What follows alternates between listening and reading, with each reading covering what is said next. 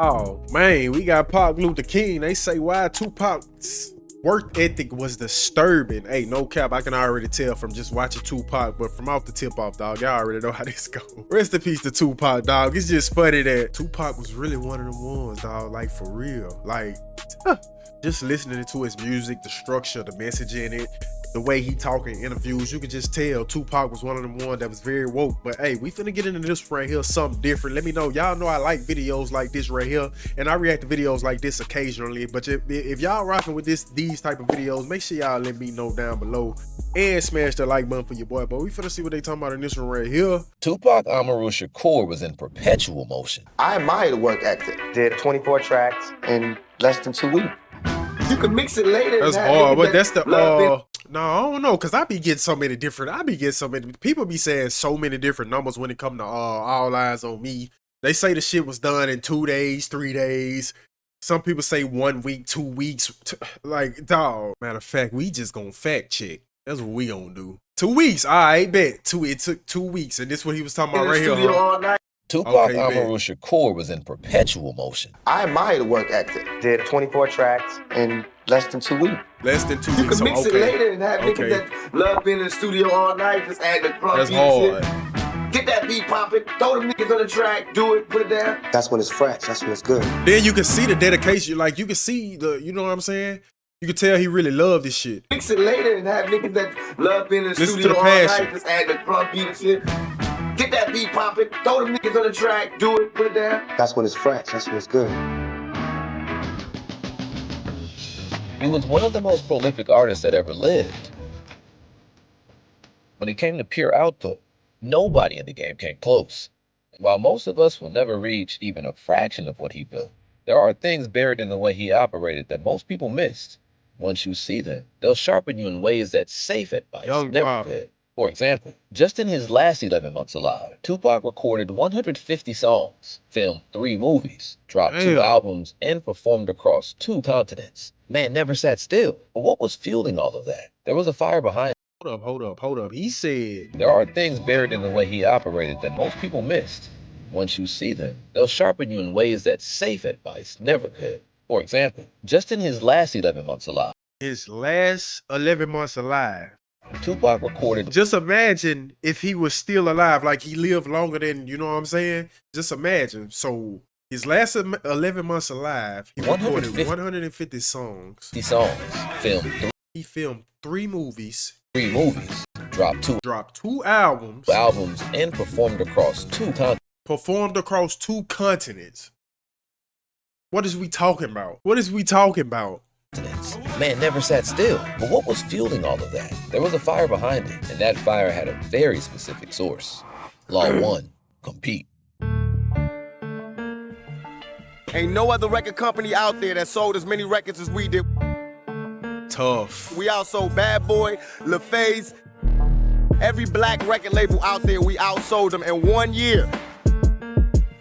All these weak rappers, Nas, all these suckers, they battling. If this was chess, we'd be yelling checkmate 3 years ago. Cause out there, we outsold them in 1 year.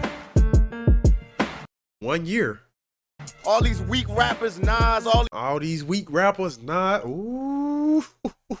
These suckers, they battling. If this was chess, we'd be yelling checkmate 3 years ago, cause we've been beat these. Back in the 90s, the talent pool in the rap game was absurd. Classics dropping left and right. If you weren't getting better every week, somebody was taking your spot. Most people would drown in that kind of pressure. And that's the shit we missing. I don't mean to pause it too much, but that's the shit we missing in today's hip hop. No cap. That is what we missing. Listen to what he just said. Classics dropping left. Back in the 90s, the talent pool in the rap game was absurd. Crazy. Classics dropping left and right. If you weren't getting better every week, somebody was taking your spot. Somebody taking your spot. Drown in that kind of pressure. Tupac, man, he ran on it. He competed with everyone. Nas, Biggie, Bad Boy Records, the entire East Coast establishment. At 20 years old, still promoting his first record, he went on local television and called out MC Hammer, the best-selling name in hip-hop at the time. They say MC Hammer a real gangster. But Crack Fiends bought 10 million rocks. That don't mean I be hearing the stories about MC Hammer. They say he was a real gangster. That intensity was contagious. It followed him into every room. When he arrived at Death Row, corrupting Daz Dillinger, 2 of the label's own rappers and producers had been spending 12-hour sessions making a single song. Tupac told them they were wasting time. And it was like Tupac, like, man, if y'all in there for 12 hours and you ain't made about 8 records, bullshit. I was like, damn. And just like that, the pace of the entire building changed. He raised the temperature just by walking in. And I mean that literally. His engineer, Tommy D, said that Tupac used to turn the air conditioning off in the studio and make it hot like prison. He'd want to turn the air conditioning off and make it hot like prison and just totally get into it. Think about that. That's hard. That's just the work ethic, dog. That was the atmosphere. That's how he liked it. It wasn't a peace, love, and happiness vibe. It was more of get the job done, you get it right, you're concentrating. It's like pro sports, you're not, you know what I mean? Tupac walked into the studio like Mike Tyson, deep in fight camp, hot, grinding, preparing to rip somebody's belt away. And everybody in that room either kept up or got out of the way. I didn't know his separates. work habits, right? When we finished the first track, I was like, great, I can take a break. I walk in, Tupac looks at me and throws his book at me with lyrics and was like, you motherfucker, if you ever leave this studio again, I'm gonna kick your fucking ass. And I'm like, dang. That's what real competition does serious. to your output. Not journaling about personal growth, having actual faces across from you, names you refuse to lose to, people winning in territory you consider yours. And the thing is, you don't have to manufacture that. You just have to stop pretending it doesn't exist. That rivalry you feel towards somebody in your field, that person whose work keeps you up at night, that's not a character flaw, that's fuel. Use it. That's a in fact. 1898, a psychologist named Norman Triplett noticed that cyclists rode faster when another cyclist was in the lane next to them. Not racing a clock, just a body next to them. That one observation launched an entire field of research. Named Norman Triplett noticed that cyclists rode faster when another cyclist was in the lane next to them. Not racing a clock, just a body next to them. That one observation launched an entire field of research. And what they found since is simple. A specific rival, a face, not a concept, activates a gear that no abstract goal will ever reach. Tupac ran on this instinctively. You don't need an enemy. You need someone whose work won't let you sit still. In an environment where the pace around you forces you to keep up. The competition needs fuel. And the fuel Tupac was running on came from a place most people would rather not talk about. Law 2. Channel the negativity. Anytime it's a role for a young black man that deals with pain, that's my role. I'm made for that role. Tupac grew up channeling negativity. He was 15, no father. His mother was struggling with addiction. That's what the art school in Baltimore was. Poetry, dancing, acting. See, this is why I like these type of videos, dog. It give a different type of vibe, and you can really dive into like the art. They really break down the artist, you know what I'm saying? Certain time periods, and this hard, dog. This hard. Let me know if y'all rocking with this shit, dog. This shit hard. Every one of those art forms gave him the same thing, a way through. But music? That was the only one where the pain actually left his body when he was done. All my songs deal with the pain that I felt from my childhood. That's what makes me do what I do. Pain comes in, work comes out. By the time he had a record deal, that was the only way he knew how to operate. And here's where it gets really interesting. Because what happens when you take that away? In 11 months locked up at Clinton Correctional, Tupac read a ton of books, wrote an entire autobiographical screenplay. That's hard. Songs, I didn't even know that. One in 11 months. Prison kills your spirit. There is no creativity. As far as me, it just killed my spirit. I couldn't write. But the creativity didn't die. The exit got blocked. He could read, he could write about his past. That was survival. The only thing that actually channeled his pain. The music? Prison shut that down. He'd been shot 5 times, convicted for something he said he didn't do. Locked in a cell at 23, alone. The rage, the betrayal, watching his rivals win from behind bars. All of it with nowhere to go. And that's the thing about pain when you can't get it out, you know? It doesn't fade, it just builds. 11 months of that. Then on October 12th, 1995, Suge Knight posted his bail. Tupac flew to Los Angeles, and that night, he went straight to the studio. It was like if somebody had took a balloon and just kept blowing air in it, but never tied it off, just kept blowing air in it. That was him sitting in jail. And then when they let that nigga out, they let the air out. 12 hours a day, every day, until people around him literally started passing out. I've been in the studio since the day I got out, about 12 hours a day. Up until they kicked me out, it'd be dark and everybody got to go to sleep. 12 hours a day. Be passing out, so I'll be like, okay, I guess we got to go home now. Then he came back early in the morning and did it again. It was the only place where his pain, his and he really in there working. That's why I say the levels, dog. Like, it's levels to everything, and like that's what it separate the 1%ers and the elite. Tough. Anger, his negativity could be processed. I'm doing this just for what the music is, preventing my anger. Plus, I was locked down for 11 months, so I got a lot of stress and pressure to, get up off my chest. That's why I stayed in the studio. And once it had somewhere to go, Everything came out at once. In roughly 5 days, he laid down the core of All Eyes on Me. 27 tracks, a double album. I think he came out of jail on a Thursday or Friday, and by like Monday or Tuesday, All Eyes on Me was done. He described once what it took to finish a song. I wrote only one song in jail. Everything else I wrote while we sat up in here drinking Budweiser. And after the Budweiser was gone, we had a song usually. Snoop was there for all of it. And the way he describes it, you can tell he still can't wrap his head around what he saw. He worked like a fucking racehorse. Like, the way I work now, I ain't half as what he is. Like, here Usain Bolt, and I'm like Carl Lewis. Every negative experience you go through produces energy, the anger, the grief, that feeling of being betrayed by someone you trusted. Your body doesn't go quiet when these things happen. It runs. Energy doesn't disappear, it changes form. Can either break you up. It only goes one of two places. In 1986, a psychologist named James Pennebaker tested this. He asked people to write about their worst experiences. 15 and they going into the deep science. The group that got it out visited the doctor at half the rate of those who held it in. Tupac didn't process the pain and then create. He created. And that was the processing. I figured this would be the best way to really vent it instead of paying some psychotherapist like $50 million. I just went to the studio. It's cheaper. The act of expressing it forces your brain to process it. Instead of the same thought cycling over and over, you move them out and they stop running you. But that kind of intensity can only last so long unless you know how to manage it. Law 3. Rotate the pressure. On a typical night at Can-Am, Tupac wasn't working in one studio. He was running between all of them.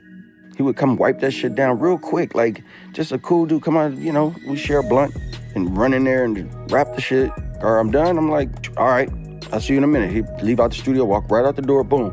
Go around to Studio B, start working with Johnny J, go in there and do How Do You Want It. Dre sent me the dad of California Love, like, let me see what this sound like up front. California Love, made between rooms. Then he'll come back in there with me and we'll do another song. 3 producers running simultaneously, tracks being built in parallel, and Tupac rotating between all of it. That looks like chaos from the outside. Then you could tell he worked like that just by hearing his music. And one he explicitly showed to the people around him.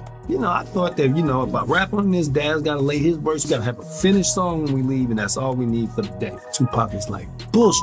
He's like, you ain't got to complete them, nigga. You just lay one verse on this one, lay a hook on this one, then you go to this other one. And I was like, oh, shit. I never thought of it like that. Yeah. Nobody had. Laying it that down. Was the whole That's point. A smart-ass way to do it, too. Spread this shit out, man. I was like, you right. When the resistance hits, you don't stop. You redirect. Same intensity, just a different part of the project. The energy stays alive. Let's stay in flow state. I did my whole album like 3 songs a day because I was just laying it, rocking it, then getting off. He never let himself sit on one track long enough to stall. Every time he stepped away from something and came back, he saw it with fresh eyes. And every time he moved to the next track, he carried momentum from the last one. In 2017, researchers at Columbia Business School gave people 2 creative tasks. One group finished task A before starting task B. The other group switched back and forth between them both. The group that switched outperformed the group that didn't. Every time. The reason? Cognitive fixation. Stay on one thing too long and your brain locks into one approach. Yeah. Like a saw stuck in the same cut. You shift the angle, it starts moving again. Switching breaks the lock. Tupac didn't need the research. He just called it, spread this shit out. He never left the building. He changed rooms. You don't step away from the project, you rotate within it. But there's still one thing that can still kill all of that momentum. And it's the most natural instinct any creative person has. Law 4, don't look back. At Death Row, there is a ritual every other artist follows. You finish a track, you play it back. You listen, you adjust. You listen again. Sometimes you listen all day. Snoop described how it worked under Dr. Dre. We're going to be in the studio. He got one beat playing, and we're going to write to this one beat all day till we make a hit record. When we do a song with Dre, if we finish with it, we listen to that motherfucker all day. Everybody come in and we play that motherfucker. Put it in the car, we listen to it. Take it to the house, we listen to it. And then we come back and do a song maybe a week later. That was the standard. That was how records got made. Tupac didn't do anything. You could tell that's hard because I think them listening to it all day, okay, do this have some replay value in it? Because replay value is crazy. The replay value on Dr. Dre and Snoop's and Tupac songs is crazy. It's like it's out of this world. The replay value, we in 2026. These songs came out when, like, hits they made. All day till we make a hit record. When we do a song with Dre, if we finish with it, we listen to that motherfucker all day. Everybody come in and we play that motherfucker. Put it in the car, we listen to it. Take it to the house, we listen to it. And then we come back and do a song maybe a week later. That was the standard. That was how records got made. Tupac didn't do any of that. He would never, most people would come in the studio, hey, let me hear my last 8 songs I did. He never even wanted to hear the shit back. He would never ever request, hey, let me hear that song. And he'd never say nothing like, hey, you know, that mix ain't right or that shit. He didn't give a crap about that. All he cared about, like he said to me once, just put my vocals real loud and turn the drums up, and I don't give a shit about anything else. 3 songs in an hour? Never listened to a single one. 3 songs, he ain't listened to nan one of them. And that sounds reckless. It sounds like a man who doesn't care about his craft. But listen to what the people around him actually observed. His trumpet player, Willie Waldman, put it this way. Pac, like the flow, you necessarily didn't have to have the perfect part, but if it flowed right, you were cool. And they moved on. Flow. That's the word. But Tupac protecting wasn't sloppiness. It was the feeling that lived inside the first take. The raw thing that came out of him in the moment. The anger, the pain, the energy from everything we've already talked about. That was in the first pass. Going back to fix it, polish it, tighten it up, that's where the feelings die. Every revision sands off a little more of the heat. And if you've ever gone back to rework something you were excited about and watched the excitement drain out of it with each pass, you know exactly what he was avoiding. Tupac understood that instinctively. The first take had the truth in it. Leave it alone.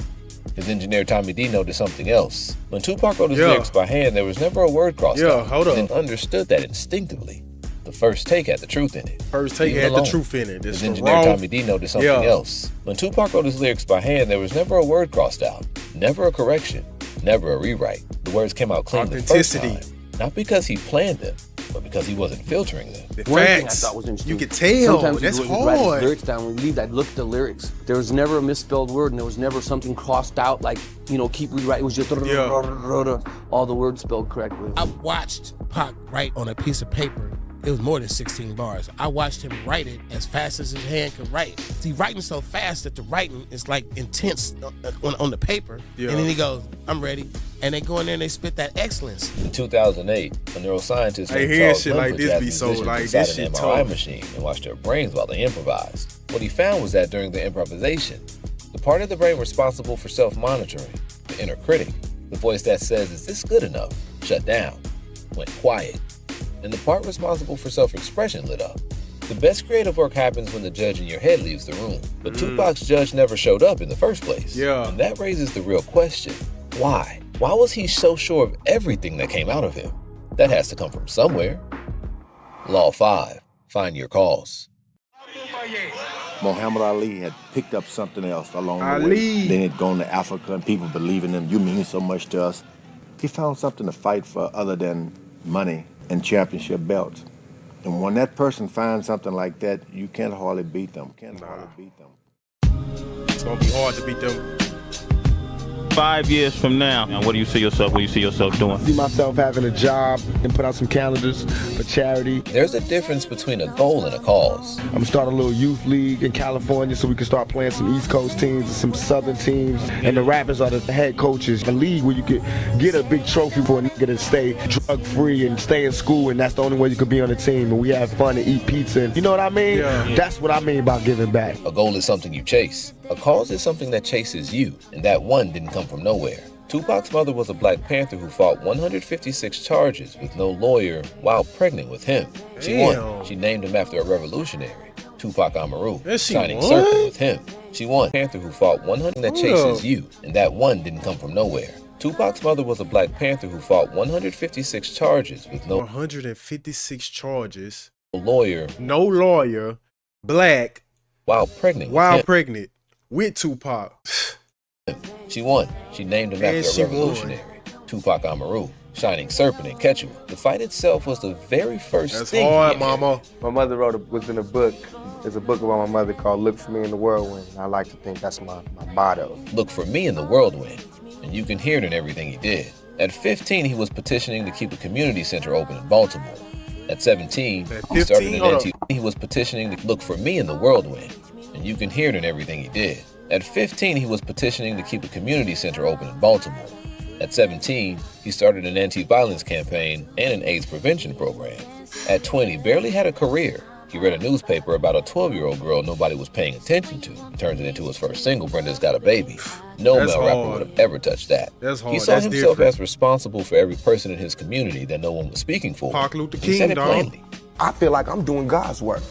You know what I'm saying? Just because I don't have nothing to pass around for people to put money in the bucket don't mean I ain't doing God's work. That's the thing about having a cause. It turns you into someone who works differently. You just know. You stop doing the math. You stop weighing whether something is worth your time. The cause already decided. The work is owed and you pay it. He put it as plainly as anyone ever has. I got a job to do. I feel like God let me live for me to do something extremely extraordinary. You know what I'm saying? That's what I have to do. And I have to do it 24/7. A job. That's all it was to him. And once you hear it that way, everything else about his output starts to make sense. The speed, the volume, the relentlessness. It stops looking like hustle and starts looking like obligation, like something he owed. That's what was underneath everything. And once you find yours, the rest of it, you know, it just falls into place. I was just about to say, you stop managing yourself and start answering to something bigger. That's when the work becomes who you are. That's hard, dog. Like I said, if y'all like this type of content right here, make sure y'all smash that like button. Let me know how y'all felt down below. Like I said, Pac Luther King, dog. I tend to call him that a lot, dog. Pac Luther King, because he just one of the ones, dog. Pac was a lot. Star, rapper, movie star, activist, a judge, anything. Tupac was everything. He was everything, dog. No cap. And this is why I like the videos like this, because sitting here watching how they break down the history and time events that happened in his lifetime periods, how he did this when he was 15, stuff like that. That's hard. I love to hear shit like that, dog, because that shit just, you can hear it in his music how smart he was and how different he was, dog. But hey, let me know how y'all felt about this right here. Smash that like button for your boy, dog. Hey, I'm gone.